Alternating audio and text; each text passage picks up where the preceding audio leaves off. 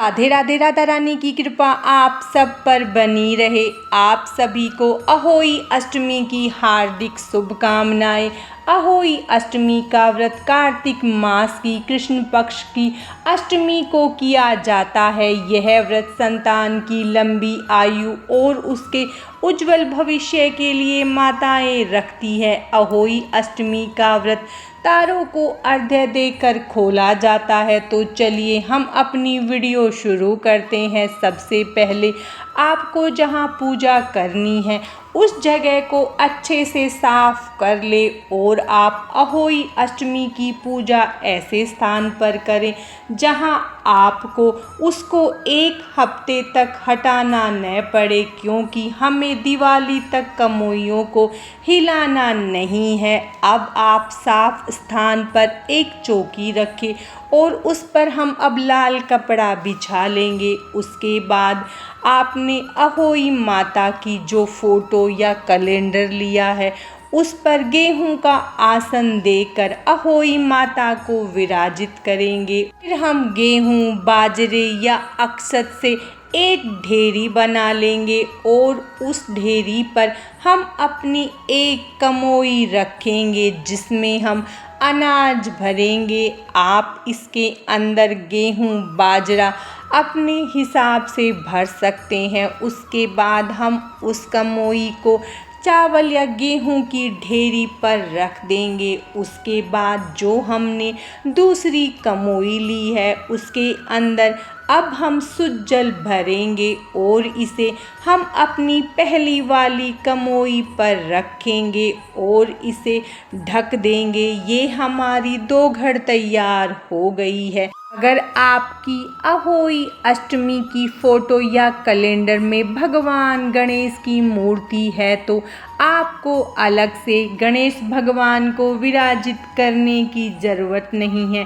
अगर आप फिर भी गणेश भगवान को अलग से विराजित कराना चाहते हैं तो आप उन्हें करा सकते हैं। उसके बाद अब हम गेहूं से एक और ढेरी बनाएंगे और उसके ऊपर घी का दीपक जला देंगे। अब हम सबसे पहले हल्दी से भगवान गणेश को तिलक करेंगे। उसके बाद अहोई माता को, फिर हमारी फ़ोटो में जितने भी देवी देवता हैं हम उनको हल्दी से तिलक करेंगे। उसके बाद हम अपनी दोनों कमोइयों पर हल्दी से स्वास्तिक बना लेंगे। उसके बाद हम दीपक पर भी हल्दी से तिलक कर देंगे। फिर हम खुद को भी तिलक करेंगे और पूजा में आप अपने बच्चों को ज़रूर बैठाएं और उनको भी हल्दी से तिलक कर दें। उसके बाद सभी को वस्त्र रूपी कलावा समर्पित करेंगे। फिर हम अपनी कमोइयों पर भी कलावा बांधेंगे। अब हमारी स्याऊ माता की माला लेकर हम उस पर हल्दी से तिलक करेंगे। अब हम जब तक पूजा करेंगे तब तक अपनी कमोइयों को ये माला पहना देंगे। उसके बाद हम माता को भोग समर्पित करेंगे। हम पतासे और सिंघाड़े का भोग लगाएंगे। हमारे यहाँ यही भोग लगता है। आपके यहाँ जिसका भी भोग लगता हो आप वो अहोई माता को समर्पित करें। उसके बाद हम थोड़ा भोग कमोइयों पर भी रख देंगे। उसके बाद हम बायने के लिए एक सूट और कुछ पैसे रखकर माता को समर्पित करेंगे। फिर हम एक लोटा जल लेंगे और हाथ में कुछ गेहूं के दाने लेकर अहोई अष्टमी की कथा पढ़ेंगे या सुनेंगे।